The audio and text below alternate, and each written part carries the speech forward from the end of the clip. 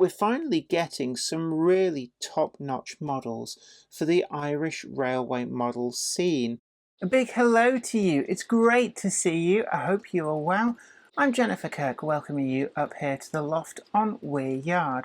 And today we've got a review of a triple wagon pack from Irish Railway Models. Now you might remember that we did a full review of the A-class locomotive in that super train orange and black livery, and it scored really well. In fact, so well it broke the scoring system. But today, Irish Railway Models have very generously sent over one of their triple packs of the ballast hopper wagons suitable for the Irish railway scene. And it's really interesting to take a look at the rolling stock to accompany that A-class locomotive.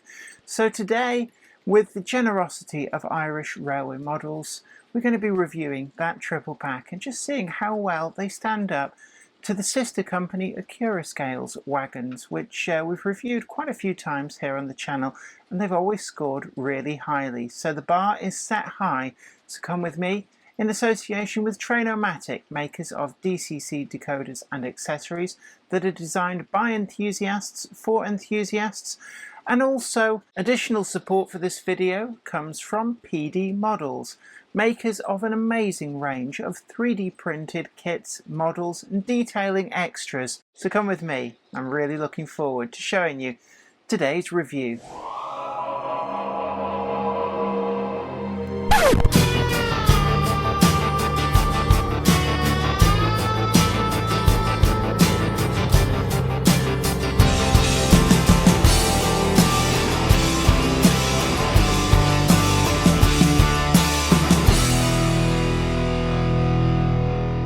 Irish Railway Models very kindly sent over a set of their ballast hopper wagons. Now these were built for Irish Railways and were actually in service up until comparatively recently.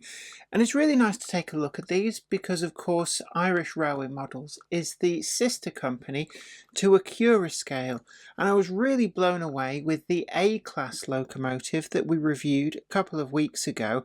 So it was really nice of Irish Railway Models to send over an accompanying set of ballast wagons, and it comes in their standard green coloured hard-wearing boxes, and just like Accurascale wagons we get some really lovely information on the wagons. So just looking here, we've got actually a photograph of one of the prototype wagons at North Wall Yard in Dublin in August 2015, which just shows how late these wagons did still work. On the other side, just like you'd find in the Accurascale packaging, we've got some information about the wagons introduced in 1972. First purpose-built ballast hoppers to be ordered for, I'm not even going to try and pronounce it because I think my Gaelic is pretty bad, but essentially Irish Railway, CIE. Construction was undertaken jointly by the railway operator and Wesso Limited, and a second batch were added to the fleet in 74. By the 1980s, the wagons that they were built to replace had pretty much all been removed from traffic. There was also some similar hoppers built for mineral traffic as well, so a pretty standard design, and actually they do look not out of place for a UK-based model railway.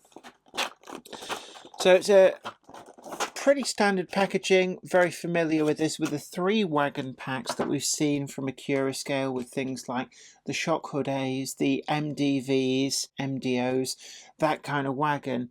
It does work out really well actually, that you get effectively an instant rake of wagons.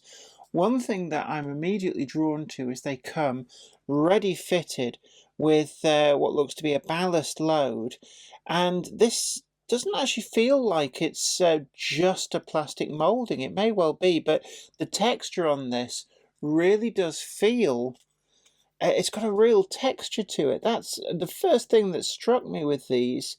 That is actually really nice. I'm going to, in fact, I'm just going to put that there, and I'm going to look in my drawer of tricks over here.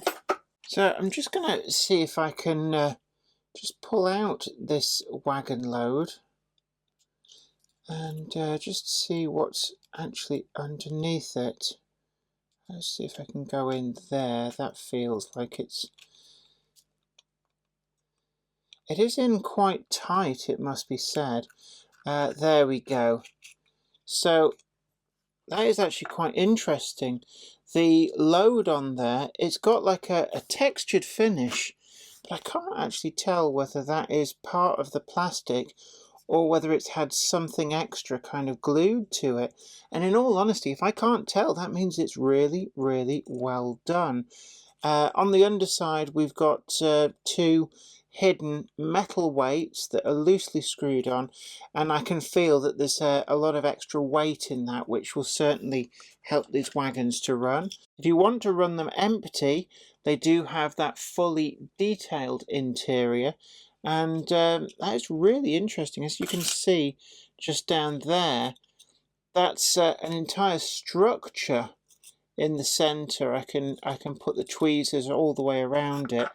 That is really, really fine modelling, and we've got a representation of the bottom of the wagon there as well. That looks really, really good. And it seems a shame to cover it up with the wagon load, but certainly the wagon load is incredibly well done. Of course, these ran with ballast, so the load is coloured accordingly. The rest of the wagon is moulded in this brown finish. At least it's certainly, it's really nicely done. It's got that satin finish, which does very much look the part. And we've got that wealth of underframe detail, which has become the signature calling card of Acura scale wagons. We're seeing them here as well on Irish Railway models. The couplings are in NEM pockets. They've got no sideways movement, but it is a fairly short wheelbase wagon. And what I do like is that they're moulded in exactly the same colour as the rest of the wagon, so we don't get any glarish kind of weird colours going on with those. They do feel like they're a part of the wagon. If I just use the tweezers to push together tails on the back, and these do just come straight out, and it's somewhat unobtrusive under there. You do still get they're not in a sort of a triangular tail like we see on UK wagons, but certainly that's fairly unobtrusive underneath there, and you can see the whole coupling, including the hook, is all finished in the same body colour. So you can swap these out if you so choose for any other type of couplings that you want to use. Now, despite the fact that Irish Railways are, I think, 5'3" gauge, as opposed to the more common 4'8½", these do come with 00 wheel sets, and that means that they will just, out of the box, run on standard HO or 00 track, but there does look to be enough space that they can be re-gauged out, and that would mean that you could run them on something like perhaps P4 track, make them look a little bit more realistic. I believe that certainly the A class was designed to be re-gauged for the 21mm gauge for those who want to prototypically accurately model the Irish broad gauge. The rest of the wagon, looking down, the slenderness of these sort of angles, really, really well done. Again, I'm really impressed with what I see. Acura Scale have so far delivered nothing but exceptional wagons, and this Irish Railway models is no exception to that. Of course, you do get 3 in the box, and let's just get all of these out and see how they all compare to each other. So it very, very quickly becomes easy enough to put together a large rake of wagons buying these packs of 3. So we've got running number 24255, 24261 and 24250. And I do like the fact that they're not just 3 consecutive numbers. It's something I've seen from some other manufacturers, not all, but some. where they give you 3 wagons that are just 3 consecutive numbers, and apart from the day that they left the wagon builders, you'd never really see that. I also like the fact that the livery application does incorporate subtle differences between each of them, just like real wagons. So we've got here on 24261 different colour used for the Irish Rail logos, whereas we've got the white on the other two. I do like these handbrake wheels. In fact, no, then they wouldn't be handbrake, would they? No, these wheels would be for the hopper doors underneath. And actually, when we turn these upside down, you can see that that full hopper mechanism is modelled in full.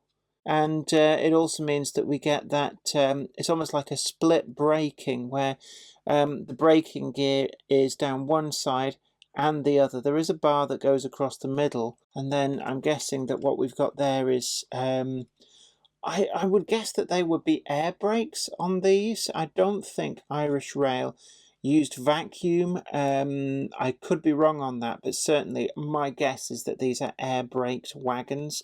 So those would be the air accumulating cylinders. The wheels themselves are pretty reasonably free running. We've got metal, I think they're just disc wheels in there. It's actually quite hard to tell because the suspension on these is quite well built, just as you would expect from many modern wagons. And these do feel like a really great bridge between the earlier period where you would see the older wagons to the more modern period where you're starting to get the fast air-braked wagons designed to run at higher speeds with a continuous brake through them. We've also got some really nice works plates. I'm just looking at all of them. Have we got a similar style of works plates? Yes, we have.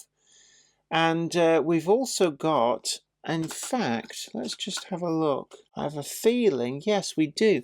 I've also spotted that there's some differences between the brake assembly. So on this, you can see that the crank goes upwards, so it's much more compact. And just to show it's the same on both sides. But when we look to both of these, the crank is uppermost on that side, but downwards on this side. It's just interesting to see these little detail differences. I'm not 100% familiar with the Irish railway scene, so I just guess that there's some detail differences between different production runs of wagons. This one does appear to be the same as well. And the other nice thing that I can see about these is that both sides of the wagon are prototypically very different. So on this side, we've got the absence of the hopper door mechanism. This side has that hopper door mechanism.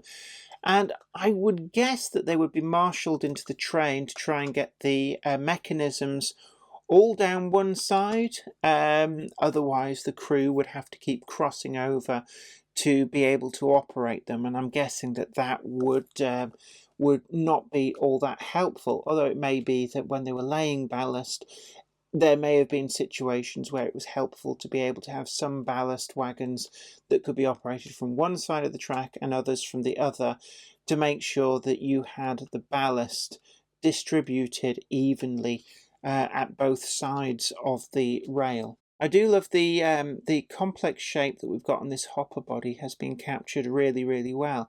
I've been and had a look at some photographs of these, and really, quite simply, I can't really spot anything at all that that says to me that Irish railway models have got anything wrong at all with these. The buffers are not sprung, but they do look fine enough to pass for being fully sprung buffers. I like the fact that we've got these large, substantial, heavy-duty turned metal, it feels like, heads, and the shanks and the spring in there. But they do look like they're fully working, even though they're not, if that makes sense. It's a really good representation of the prototype. The lettering is slick, it is really sharp. I see no blurring and no smudging, and the actual finish of the wagon, the body and the sole bar and the underneath is all done in the same uniform colour. And again, it really does look right. It's a colour that in model form just really does look the business. Now, I think that these would be a really fine basis for a really good weathering project. And if we go back to that original picture that's in the box, you can see here that the wagon does look pretty grubby, and it's also quite apparent that the only clean areas are the number panels and some of the data panels. Everything else is covered with a layer of grime and surface rust. So I think that these would make a really great weathering project. And I'm not sure whether I do a similar technique to what I did with the HUO hoppers from a Scale. But certainly I would love to give these a whirl. I think as well I'd have to have some weathering powders with this sort of light grey dusting to simulate the kind of dusting it would get when being loaded with ballast. Although interestingly enough, the photograph there doesn't really show much evidence of like a white dusting. It's a much more blackened, dirty look. So really, I think there's a lot of options for a weathering project with these. Running on the track, they ran absolutely superbly, and they were a great accompaniment to that A-class locomotive. And with their long-lived status, going from the early 1970s through to pretty much the present day, these are sure to be a good companion to pretty much all versions of that A-class locomotive that is available from Irish Railway models. Also, at the time of filming, I did notice that some of the gypsum wagons that Irish Railway models have announced have just started to come through into stock. So it's really nice to see that we're finally getting some really top-notch models for the Irish Railway model scene. And I know that certainly, going back not that long ago, Irish Railway modelers had to really just put up with a fake livery applied to a Lima Class 33, and it just seemed to be that whatever was an approximation suitable for Ireland was just trotted out there. But Irish Railway models have really set the scene for these, with producing accurate prototypical wagons for the Irish railway scene, and there's never been such a good time for any modeller over there in both Northern and Southern Ireland to really capture that Irish railway scene so perfectly. In terms of score, it's very difficult to score these because I'm not familiar with the Irish railway scene, but quite frankly, they do look to me to be absolutely up to the standard we've seen from a Scale. And if the A-class locomotive is anything to go by, these really are something special for Irish modellers. Can I recommend these? Absolutely. Well, I really hope that you enjoyed that video, and as well, don't forget that we've got a link in the description box down below to help you find your own sets of those Irish Railway models ballast hoppers. And of course they do run on OOHO track, although they can be re-gauged for Irish broad gauge for those of you who may be modelling that prototypically. Also, tickle that like button and share the stream too. And subscribe to the channel, you'll be the first to know about new videos as and when they go up. You can also help support the channel over on Patreon at the link in the description box and help us to continue making the videos that you want to see. We've also got the merch store down there too in the description box, and you can pick yourself up one of the fabulous hoodies, t-shirts, stickers and mugs, all with the JK logo and a whole assortment of designs. You can also head on over to the All Mouse Media page and pick up a couple of my books too. So there's something as a gift for everyone in this festive season, or maybe a gift for yourself. You deserve it. But until next time, this is me, Jenny Kirk, saying thanks for watching. It's been great having your company, and until next time, happy modelling, take care, bye for now. Today's video is sponsored by Trainomatic, makers of DCC decoders designed to be fully compatible with every manufacturer's locomotive. Visit train-o-matic.com to browse the full range and see what they've got suitable for you.